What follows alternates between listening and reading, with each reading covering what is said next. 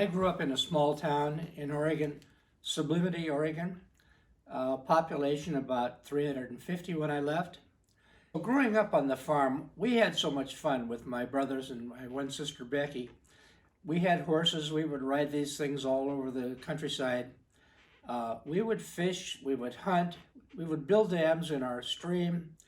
We would catch crawfish. There was just no end to what we could do to entertain ourselves. My dad raised lawn grass seed, and when that stuff would pollinate in late spring, I would come down with asthma. I was extremely allergic to this pollen and the dust around the area. And so I'd have to spend a lot of my time indoors. I would entertain myself by drawing and painting and things like that. I remember one time I was given a little coloring book, I guess you'd call it, but all the little people and animals and figures were made up of little black dots. And the thing was, you would take a paintbrush and paint these with clear water, and the colors would just burst from these black dots. And I thought it was just so fantastic. And that may be my first experience using watercolor. I remember when I was about 10 or 12 years old, being down at the beach in Oregon, Cannon Beach, went down to ride my bicycle on the beach one morning, and it was really clear, and then all of a sudden, a big fog bank rolled in. The sun lit up that fog bank and turned it into just a beautiful orange, glowing mist. It was so thick, I couldn't really see anything, but I could hear the seagulls in the waves. I could smell the salty air. I could feel that misty coolness. It was like magic. All the senses were there, except I really couldn't see anything except this glowing ball of beautiful light around me. It was amazing. It felt like, man, I must be in heaven. It's a feeling that I will never forget, and I do think it has influenced my painting. Eventually, I left the farm, moved to Portland. Allergies seemed to be somewhat better, and I attended an advertising art school for 2 years. I never really was interested in this advertising thing. I remember asking the owner of the school, I said, hey, what about doing fine art? I loved going to galleries and seeing what other people were doing. And he said, no, he says, you'll starve to death doing that. He says, nobody makes a living doing that stuff. You need to be in the advertising art business. So I went into, I became a sales rep for a window covering company, covering Western Washington and parts of Oregon, even up into Canada. Then, as I was out in the territory, I would take photos of the scenery. I was just amazed at some of the stuff that I would see out there, and bring them home and load them into my computer and save them for some reason. Eventually, my wife signed me up for a watercolor course, and I would paint these scenes in the evenings and in the motel when I was traveling. One day, I was stuck in traffic, heading for home, and I called my wife, and we're just talking away, and I said, I think I'm going to retire at the end of the year. She said, oh, you are, huh?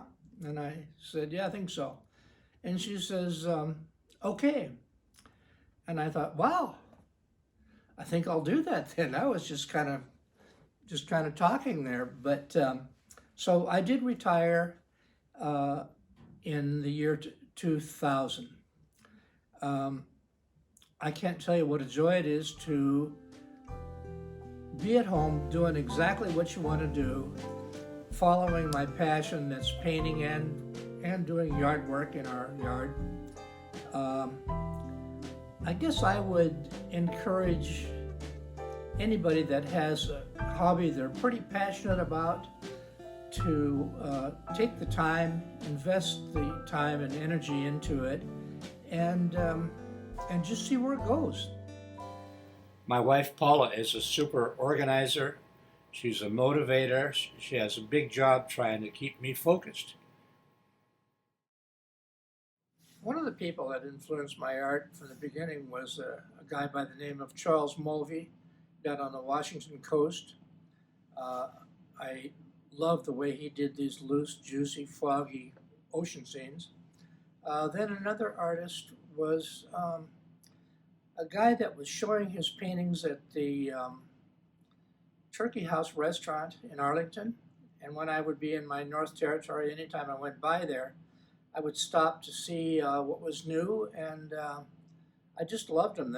They had kind of an Andrew Wyeth type look. I eventually got to meet the guy. He lives on Camino Island now. His name is Jack Dorsey. And probably the artist that influenced me most was Jerry Stitt, a well-known watercolorist from the Northwest. Someone had asked me as I started painting if I'd ever seen or heard of him, and I said no, and they said, well, you better check his work out. And when I saw him, I just thought, man, this guy is incredible. And I took lessons from him for off and on for about 2 years. As far as the joys of watercolor, it's every bit of it is a pleasure.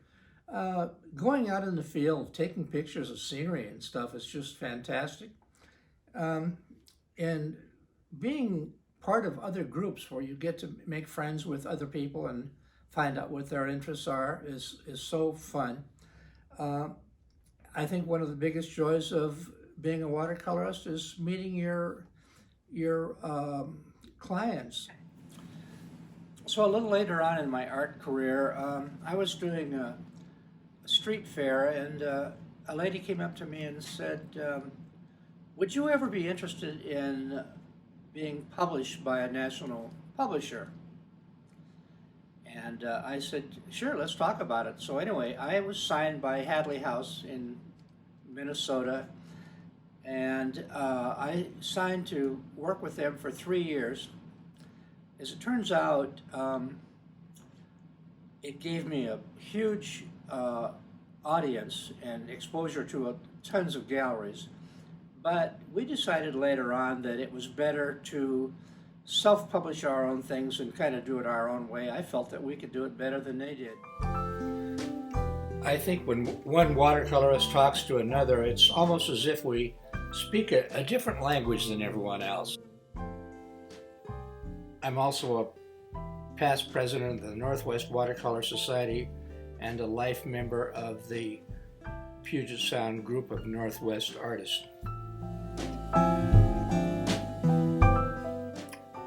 I started taking workshops from well-known artists around the country. I would take bits and pieces of what I learned from them and rearrange these into my own style. I tended to go more into a wet, kind of an impressionistic type of paintings. Now, painting these rocks, we no longer have these soft edges. We have hard edges because the paper is now, it's all dry, especially at the top part. And usually as I paint, as I go down the page, it's wet on the bottom, usually giving it that misty, soft, you can see that soft, dissolving type of atmosphere going on.